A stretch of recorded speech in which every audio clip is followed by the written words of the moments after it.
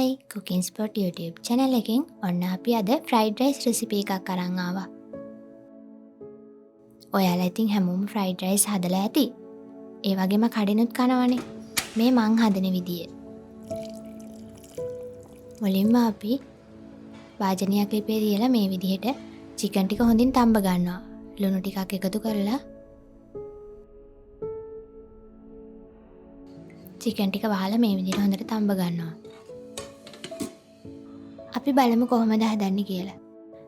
මුලින්ම අපි chicken අරන් තියනවා. ඒ වගේම බිත්තර දෙකක්, රම්පේ, ලුණු, කරපිංචා, ඒ වගේම කැරට්, ගෝවා, ලුණු කොළ, ඉඟුරු සුදු ලුණු ටිකක් පොතුත් එක්කම එහෙමම තලාගෙන අරන් තියනවා. ඒ වගේම ගම්බිරිසුයි ලුණුයි ඕන වෙනවා. ඒ ටික තමයි අපිට අවශ්‍ය වෙන්නේ. අපි මුලින්ම හාල් ටික ලිපේ තියාගමු. මේ විදිහට ලුණු ටිකක් එකතු කරලා රම්පේ කෑලි දෙකකුත් එකතු කරලා මම මෙතන බත් ග්‍රෑම් 300ක් වගේ අරන් තියෙනවා.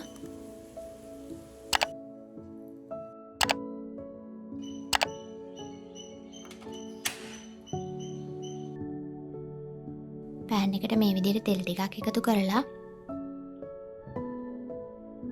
ලුණු ටික දාගන්නවා.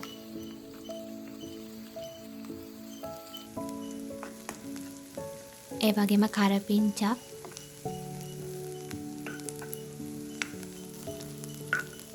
තලාගත් ඉඟුරු සුදු ලුණු, ඒ වගේම කැරට්,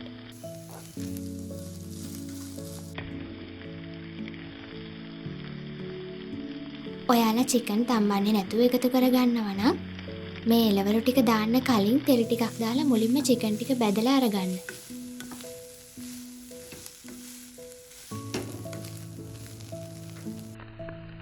මේ වෙලාවේ අපි ගෝවා ටිකත් එකතු කරගන්නවා. ගෝවා නම් අපි අන්තිමට වගේ තමයි එකතු කරගන්නේ. දැන් මල් ලුණුයි ගම්මිරිසුයි එකතු කරගන්නවා.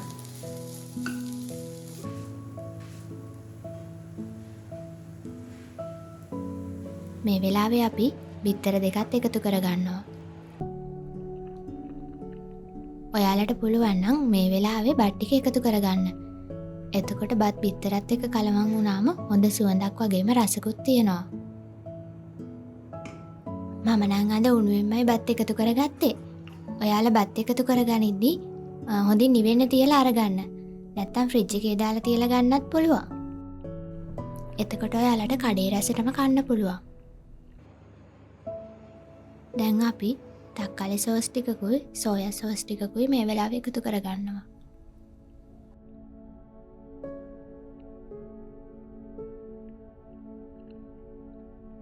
ඔයාලත් මේ රෙසිපි එක හදලා ඔයාලගේ අදහස් අපිත් එක්ක බෙදා ගන්න. මේ වගේ තවත් රෙසිපි එකකින් අපි හම්බ වෙමු. එතකන් Cooking Spot YouTube channel එක subscribe කරලා තියාගන්න.